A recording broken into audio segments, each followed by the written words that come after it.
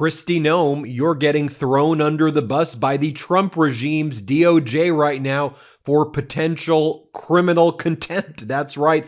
The DOJ was ordered to respond by yesterday evening from Judge Jeb Boasberg, who has reinitiated criminal contempt proceedings against the Trump regime officials who could later be identified as being responsible for defying the judge's orders several months back when the judge made the order, do not send these migrants to the concentration camp in El Salvador without providing them due process. The court issued an injunction.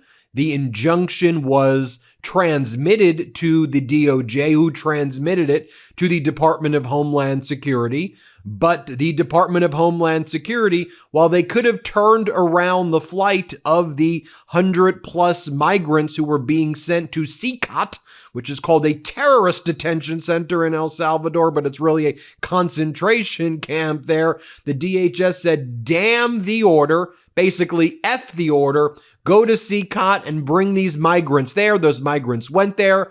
They were tortured. They had their lives destroyed and ruined before ultimately we saw Abrego Garcia. His return got facilitated. And then the regime had to unwind the fact that they sent these migrants unlawfully to concentration camps in El Salvador. So what do I mean that the DOJ threw Kristi Noem under the bus? The judge said, identify the final decision maker who made that order. And the Department of Justice put forward a response to the court's order. And they say, after receiving legal advice, Secretary Noem directed that the detainees who had been removed from the United States before the court's order could be transferred to the custody of El Salvador. As explained below, they say the decision was lawful and was consistent with a reasonable interpretation of the court's order. That's on paragraph 4, where they say Kristi Noem did it. Let's go to paragraph 10. It says, nevertheless, insofar as the court has inquired into the identities of the decision-making officials for purposes of making a potential criminal referral, the actions were taken by DHS through Secretary Noem after being formally advised about compliance with this court's order, both by the DOJ leadership and the acting general counsel of the DHS, Department of Homeland Security. In other words, the DOJ, and you see their lawyers here, Brett Shumate, Drew Inson, and others, they're saying, we told Kristi Noem about the court's order, saying, turn around that plane, turn it around now, bring the migrants back, and then we can deal with it. Don't send them to the concentration camp. The DOJ said, we told Kristi Noem. Kristi Noem sought the legal advice from the DOJ, but ultimately she was the one who made the determination, send the people to the concentration camp. You take a look right here. It's defendant's response to court order, and they admit the court, the federal judge, Judge Boasberg, directed the parties to propose next steps for its inquiry into potential for criminal contempt. Defendants respectfully submit that no further steps are warranted. They go, though, insofar as this court disagrees with our interpretation of the law, defendants identify below officials who made and advised on the decision not to recall the flights in transit and instead to transfer detainees out of the U.S. custody on March 15th and 16th, 2025, which is the only remaining information necessary for this court to proceed with a referral. If the court believes any further information is needed for that purpose, defendants respectfully request an opportunity to provide that information. One of the things that they also say in this motion is that they say they don't want to put Kristi Noem in front of the court for live testimony. Look at paragraph 11. The DOJ claims no live testimony is warranted at this time. They say, let us provide a declaration of Kristi Noem. Let's do this by declaration, Judge. She doesn't want to come in to testify. She's too scared to show up and testify after the DOJ throws her under the bus and say, it was Noem who ultimately made that call to violate your order, Judge. Then you go to paragraph 12, and they say defendants object to the involvement of the plaintiffs in this case, because they say this no longer involves the original litigants, because the issue of criminal contempt involves the dignity of the court, and they say plaintiffs lack standing to participate as anything other than fact witnesses. They are afraid that the plaintiffs have done such a good job in cornering these rats, these fascists, these despicable humans like Kristi Noem, that they're like, we don't want to deal with it anymore, Judge. It's just you, criminal contempt. It's up to you. You're the one who makes that call. Now, I want to make this point as well before going on more about Kristi Noem, who the DOJ and Trump says she did it. If anyone's responsible for criminal contempt, basically go after Kristi Noem, not the DOJ. Do you see what they did right there? Or they go, look, we think that what she did was lawful, but if you think it's unlawful, it's her. It is not us. But when they say they want to submit declarations, we also know that the DOJ has a pattern in practice of submitting false declarations or declarations from people who don't know anything about the case. And where do we know that from? Kilmar Abrego Garcia, who was one of the individuals who was unlawfully sent to El Salvador in the concentration camp there. Now, Abrego Garcia was returned to the United States, where he faced criminal charges in the Middle District of Tennessee based on some fabricated, ginned up claim that he was trafficking other migrants when he was pulled over for a traffic stop like 4 years ago and he wasn't even arrested. So that's what they charged him for. But they don't even want to go through with the criminal case. Instead, they want to deport him now to Africa. They've tried to deport him to Uganda, Eswatini, Ghana, and now Liberia. And there are separate proceedings of deporting him in a court, in the district court in Maryland before a judge by the name of Judge Zinnes. That's a separate proceeding than the case that's the criminal case against Abrego in the Middle District of Tennessee. Now, as I've said, let's use common sense right here. If the DOJ thought Abrego's a really bad guy and they have all this evidence, why wouldn't you want to criminally prosecute him, throw him in jail, throw him in prison, the same way El Chapo is and the way America used to deal with it? Why separately are you trying to get rid of him to these African nations like Eswatini and Ghana and Liberia? You just want to send him there where maybe you could just make him disappear and he wakes up one day and there are people there with the gun and they just kill him. Maybe that's what you're trying to actually, pull off. But one of the things we've learned in the Abrego Garcia case too is that Costa Rica and their leadership has always said they're willing to take Abrego Garcia. But the DOJ submitted a false declaration from a DHS person, also with Kristi Noem, and an ICE person as well, an ICE director of enforcement named Jose Cantu. And Jose Cantu put forward a declaration saying that he's aware that Costa Rica said they're refusing to take Abrego Garcia. But then the Washington Post reached out to Costa Rica and they said, we never said that. We are perfectly fine with having Abrego. In fact, we want Abrego. Send him to Costa Rica. At which point the federal judge in Maryland, Judge Zinnes, said, bring Jose Cantu in. Let's have Cantu testify, and he better be prepared to tell us what he meant in his declaration when he said Costa Rica would not accept Abrego, when we know that Costa Rica would accept Abrego. So Jose Cantu shows up, and he goes, I didn't even draft my declaration. Judge Zinnes goes, you didn't draft your declaration? He goes, no. The DOJ wrote it for me and I just signed my name to it. I was on a Microsoft Teams call for about 5 minutes. They just told me what to sign and I signed. To which Judge Zinnes said, this was the worst witness that I've ever seen. That literally the worst, she goes. He knew nothing. He didn't know any of the words that were on that piece of paper, Judge Zinnes says. And guess who was coordinating that as well? Kristi Noem, who oversees DHS, which oversees ICE and Border Patrol. It all goes back to Kristi Noem. So you can't trust any of the declarations that are submitted. That's why, but they go, we want to do it by declaration. So you have Abrego exposing the lies there, and Costa Rica was willing to take him back. You know, every holiday season, I try to be relaxed, but then on top of all the crazy news we're dealing with, you've got the travel, the endless planning, the last-minute chaos, and before I know it, I'm clenching my jaw so hard at night that I wake up feeling like I just chewed through concrete. So I finally did something about it. That's why I use Remy night guards, and I'm not alone. Approximately 30% of US adults grind or clench their teeth at night. Remy's custom night guards are clinically tested to prevent teeth grinding, reduce jaw tension and facial muscle strain, and improve sleep quality. You get the same professional quality and comfort as a night guard from the dentist, but Remy costs you 80% less and is way more convenient than having to go into the dentist's office. And as an added cost benefit, you can use your HSA or FSA benefits toward your night guard at checkout.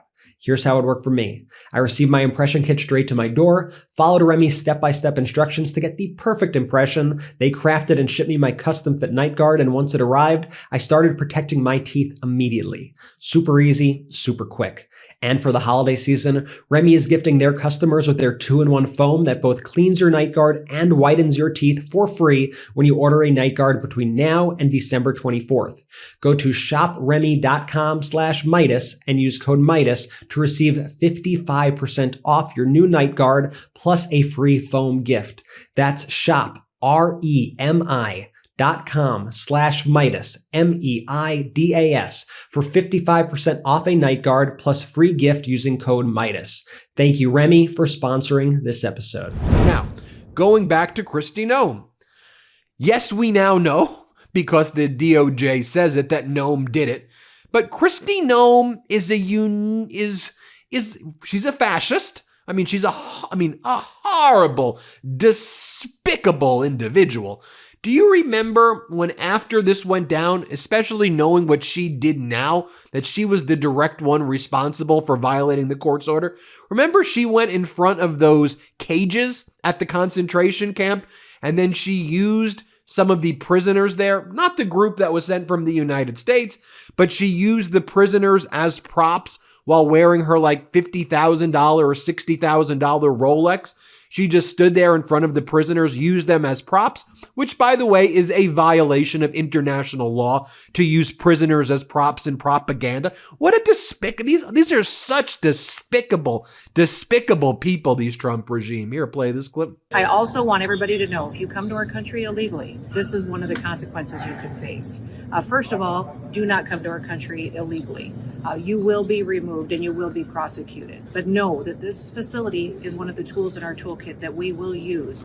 And does it shock you that Kristi Noem is at the center of this as well? She'll do anything that Donald Trump wants. She is a sicko. I mean, do you remember when Senator Padilla showed up at a press conference back in June in order to ask a question of Kristi Noem, and then she had the ICE and Border Patrol agents brutalize a sitting United States senator and throw him to the ground, and then she played the victim like, oh, he was attacking me. Here, play this clip. Tried to insert into the city. So I want to say thank you to every single person that has been able to do this. Hands up. Also, I want to talk I'm Senator Alex Padilla. I have questions for the Secretary, because the fact of the matter is a half a dozen violent criminals that you're rotating on your.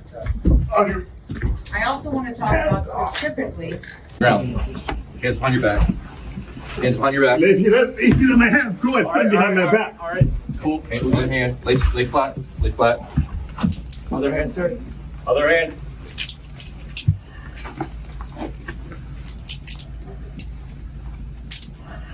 There's no recording loud on here. And this is where, she's like, he was attacking me. Here she is here giving an interview. I had no idea he was a senator, and he went after me. So I had to protect myself. Yeah, a real sociopath, this one. A real sociopath. She would fit in perfectly well in Nazi Germany, don't you think? Here, play this clip. It was very productive, and I wish that he would have reached out and identified himself and let us know who he was and that he wanted to talk. His approach, was something that I don't think was appropriate at all. But the conversation was great, and we're going to continue to communicate. We exchanged phone numbers, and we're going to continue to talk on ways we can communicate better. Why did you detain him? Why was that the action you decided to take?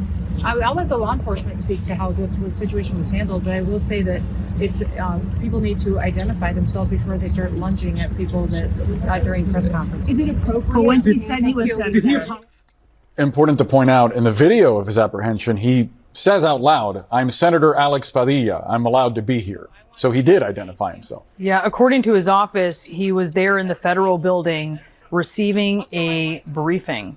And then he was there listening to the press conference. Let's bring in our bureau chief and political director, David Chalian, to talk about this.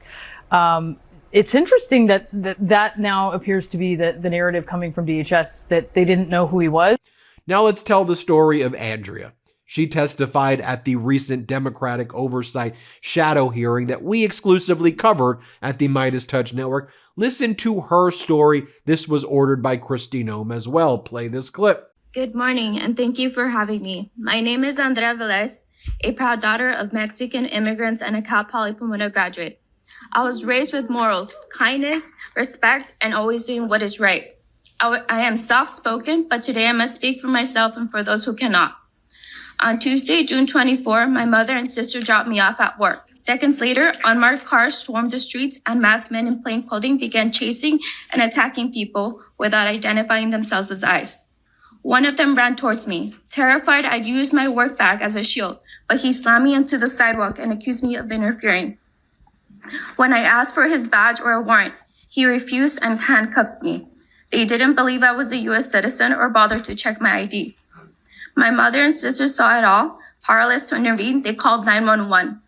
But LAPD assisted ICE instead of protecting me. Another U.S. citizen, Luis Hipolito, was detained that day for recording. He was pepper sprayed, beaten. They minimized his pain as not a big deal, despite convulsing, bleeding, and struggling to breathe. Only after he was into shock did ICE call an ambulance. I spent most of the first day shackled in a van, watching others arrive distraught and taken against their will, while ambulances came and went for those attacked. Inside, I was denied the right to call my family or speak to a lawyer. ICE refused to disclose my whereabouts. Requests to use the bathroom or asking for food were met with hostility and anger. At the Metropolitan Detention Center, I could not access drinking water without purchasing a cup. Thankfully, another detainee lent me theirs. I was held there until Thursday, and my case was dismissed 2 weeks later for lack of evidence. Since that day, I no longer feel safe. I detached from my trauma, yet our community continues to be targeted because of the color of our skin. I urge you to hold ICE and other agencies accountable for dehumanizing our Hispanic and immigrant communities. Thank you. And lastly, I want to remind you, when Kristi Noem showed up to testify before the United States Senate. Remember when she testified back in May of 2025? Remember Senator Murphy's cross-exam of her? I remember it.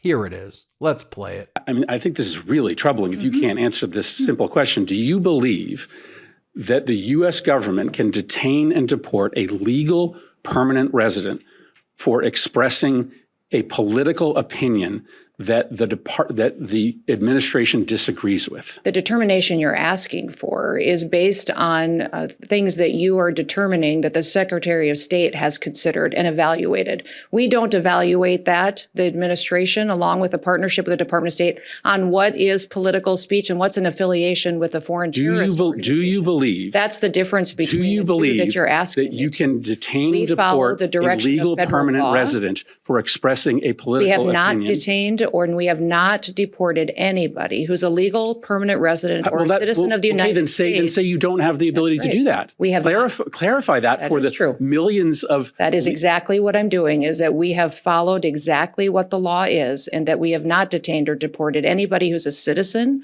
or has legal status in this country. We are focused on the worst of the worst dangerous criminals. You do not believe you have to get them out of the country. You do not believe you have the ability to do that. We have not done that at all, and the Trump administration has no plans. Well, just because you haven't done it doesn't mean that you won't do it in the future. We are following the federal law to ensure that we are doing I think you were going to. the exact appropriate thing in partnership with the Department of State and in partnership with the Trump administration. Have you read I assume you have read the Supreme Court decision in the case of Kilmar Abrego Garcia. Yes. That court decision requires the administration to facilitate Kilmar Abrego Garcia's release from El Salvador. Can you describe the steps that you have taken to facilitate this release? And specifically, can you answer as to whether you have reached out to your counterpart in El Salvador to facilitate Mr. Abrego Garcia's release? Abrego Garcia is a citizen of El Salvador and should never have been in this country and will not be coming back to this country. There is no scenario where Abrego Garcia will be in the United States again. If he were to come back, we would immediately deport him again because he is a terrorist, he's a human smuggler, and he is a wife beater. You've read the Supreme Court decision. Does the Supreme Court decision not require you to facilitate the return of Mr. Abrego Garcia? The Trump administration is complying with all court orders and judges' orders. Does the Supreme Court order require you to facilitate the return of Mr. Abrego Garcia? Is a citizen of El Salvador. It is up to the president of the El Salvador to make the decision. You're a defendant in the case. On if he is coming back. It's been a big topic of conversation between all of us, between the country. When the president visited the United States of America, it was discussed and talked about there. The president has been very clear on this issue, as the Secretary of State, and I have as well. Abrego Garcia is not a citizen of this country and is a dangerous individual who does not belong here. I will not ask another question, Madam Chair. If we were back in this country, we would immediately But the discussion deport him. ends when the Supreme Court rules 9-0 that you have to facilitate his release. And the fact that you can't even acknowledge the wording of the order, which commands you to facilitate his release, and you advertise to this committee that you are going to willfully ignore the ruling, and that is incredibly chilling for the balance of powers in a democracy that relies on the executive branch to honor decisions made by the highest court of the land. There you have it, folks. Let me know what you think. Hit subscribe. Let's get to 6 million. We know it was you, Kristi. Despicable person. Hey Midas Mighty, it's Ben, Brett, and Jordy, and we just want to thank you for being the backbone of this movement. This year tested us more than ever, but together we proved that pro-democracy voices don't just compete, we win. We took on the entire MAGA machine, won a Webby for Podcast of the Year, the MeidasTouch podcast, and you were with us every step of the way. And trust us, what we're working on next is bigger, bolder, and built for 2026. Let's keep this momentum going, spread the word, we are just getting started. Shout out to the Midas Mighty!